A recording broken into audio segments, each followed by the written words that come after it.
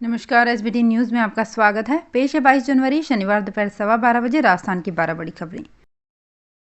हाल ही में किसानों की जमीन नीलामी की खबरों पर बवाल मचने के बाद गहलोत सरकार ने अब किसानों को राहत देने के लिए बड़ा निर्णय लिया है।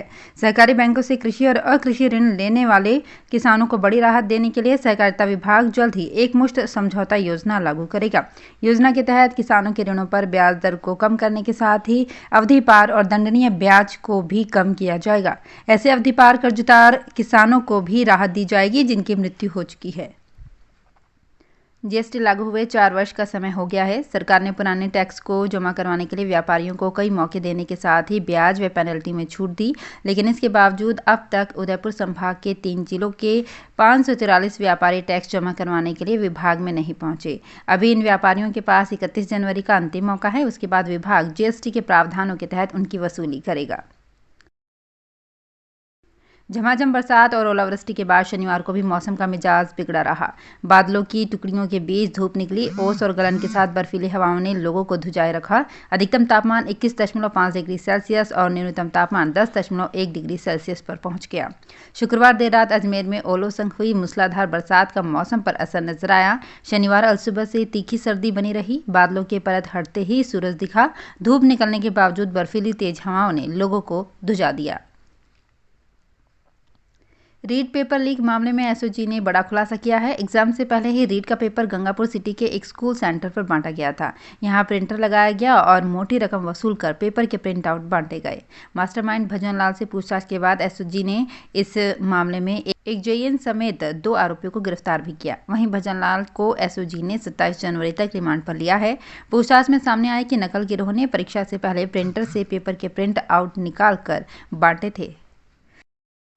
दौसा जिले में कोरोना का कहर बढ़ता जा रहा है। यहां कोरोना से एक महिला की मौत हो गई। मृतक बिवाई गांव की लाड़बाई बैरवा हैं। वो 50 साल की थी। वो गांव में ही मजदूरी करती थी।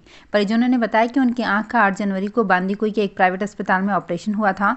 15 जनवरी को महिला के पेट में दर्द हुआ तो जयपुर के जेएनयू अस्पताल में भर्ती कराया, जहाँ उसे कोरोना की पुष्टि हुई। अगले दिन उसने दम तोड़ दिया। उसे वैक्सीन की दोनों डोज लग चुकी थी। इससे पहले भी 3 लोगों की मौत हो चुकी है। चित्तौड़गढ़ जिले की शंभूपुरा पुलिस ने एक बड़ी कार्रवाई करते हुए काफी मात्रा में नकली बीड़ी के बंडल जब्त कर 4 आरोपियों को गिरफ्तार किया है। पुलिस ने एक के बाद एक अलग अलग जगह पर दबिश दी और नकली बीड़ी बेचने वालों का भंडाफोड़ किया। इन सब की कीमत लगभग 3 लाख रुपए है। थानाधिकारी रमेश कविया ने बताया कि 20 जनवरी को Bharat Beedi works private limited Mangalore incharge Rajasthan के हरगोविंद सिंह ने रिपोर्ट दर्ज करवाई थी। ऊर्जा महकमे के एक लेटर ने दिल्ली से लेकर जयपुर तक तहलका मचा दिया। लेटर में सामान्य जानकारी ही मांगी थी, लेकिन गलत जवाब ने इसे लेटर बम बना दिया। दरअसल केंद्र की एक योजना के सिलसिले में प्रदेश के ऊर्जा महकमे से जानकारी मांगी गई थी। महकमे ने जवाब भेज दिया कि प्रदेश में एक भी किसान का बिजली कनेक्शन बकाया नहीं है, जबकि हकीकत ठीक उलट है। लाखों एग्रीकल्चर कनेक्शन अब भी पेंडिंग हैं। पहली बार केंद्रीय मंत्री बने मारवाड़ के एक नेता ने प्रदेश के मुखिया से एक वर्चुअल कार्यक्रम में सार्वजनिक रूप से ऐसा लेटर लिखने वाले अफसर पर कार्रवाई की मांग की है।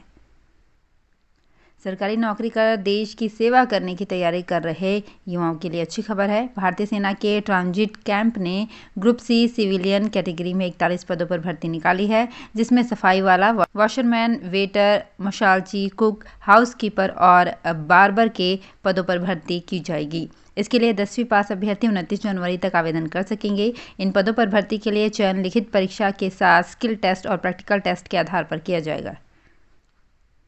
रेल मंत्रालय ने राजसमंद संसदीय क्षेत्र में 5 रेलवे स्टेशन पर ट्रेनों के ठहराव को मंजूरी दे दी है। दिल्ली सराय रोहिला जोधपुर सालासर एक्सप्रेस का गोटन स्टेशन पर ठहराव होगा। ऐसे ही जम्मू तवी जैसलमेर एक्सप्रेस डेगाना स्टेशन पर रुकेगी। राजसमंद सांसद दिया कुमारी ने केंद्रीय रेल मंत्री अश्विनी वैष्णव का राजसमंद संसदीय क्षेत्र के अंतर्गत आने वाले विभिन्न रेलवे स्टेशनों पर ट्रेनों के ठहराव की स्वीकृति के लिए आभार व्यक्त किया है। राजस्थान में शुक्रवार को भी तीसरी लहर में सबसे ज़्यादा मौतें हुई और सबसे ज़्यादा मरीज सामने आए। 7 महीने बाद राजस्थान में कोरोना से 15 की मौत हुई। वहीं 16,878 नए पॉजिटिव मिले।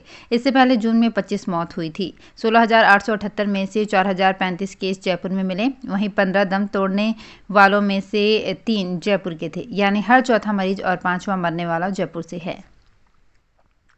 उदयपुर में नगर निगम की ओर से शहर में विभिन्न कार्यों के लिए किराए पर लिए गए वाहनों के संचालक द्वारा फर्जी बिल बनाकर भुगतान उठाने का मामला सामने आया है।